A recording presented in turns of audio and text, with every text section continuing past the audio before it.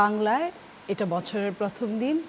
এটা আসলে এক ধরনের এই অনুভূতিটাকে আসলে শেয়ার করা যায় না, অনেকটা ঈদের মতো। এটা আমরা বাঙালি, আমাদের জন্য এটা এই বছরটা সাংস্কৃতিক ঈদ।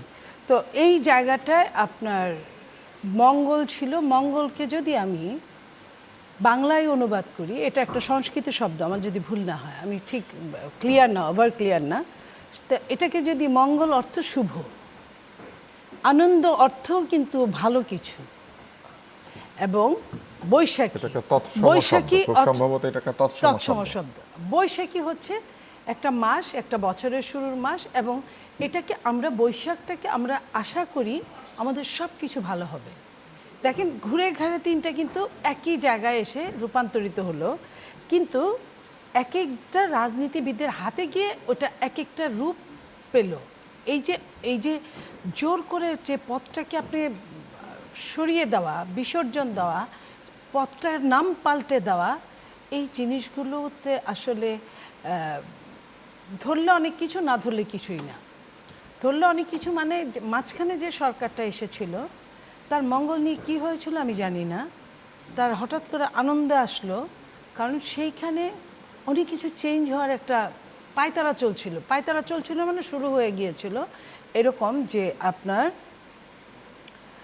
শরীরচর্চা টিচার থাকতে পারবে না, স্কুলে নৃত্য কোনো নাচ থাকতে পারবে না, ফুটবল খেলা মেয়েদের থাকতে পারবে না, মেয়েদের কাপড় চোপড়ের মধ্যে ওভার শালীনতা আসতে হবে, শালীনতা না ওভার শালীনতা, এই ধরনের। বা এটাকে নিয়ে ঢাকা বিশ্ববিদ্যালয়, যাকে প্রাচ্যের অক্সফোর্ড বলা হতো একটা সময়, সেইখানে কুশপুত্তলিকাকে পিটিয়ে যে অবস্থা করা হলো, অথবা টিএসসির সামনে নারীদেরকে যেভাবে হেনস্থা করে থানা পর্যন্ত নিয়ে যাওয়া হলো, এই জিনিসগুলোর সঙ্গে যদি আমি ওটাকে মিলাই, আনন্দটাকে, সেটাকে মিলালে তখন মনে হয় যে এটা যদি কন্টিনিউ হতো এইবার বছরও, আমি জানি না আপনি বৈশাখী বলেন, আনন্দ বলেন, কিংবা মঙ্গল বলেন, ওইভাবে কোনোটা পারতেন কিনা আমি জানি না। মানে আমি আলহামদুলিল্লাহ যে এটা একটা বাংলাদেশের, আমরা তো ধর্ম করি কিন্তু সব সময়ের জন্য ধর্ম না, এটা কোনো ধর্ম বলে নাই যে তুমি সব বাদ দিয়ে সারাক্ষণ ধর্ম করো।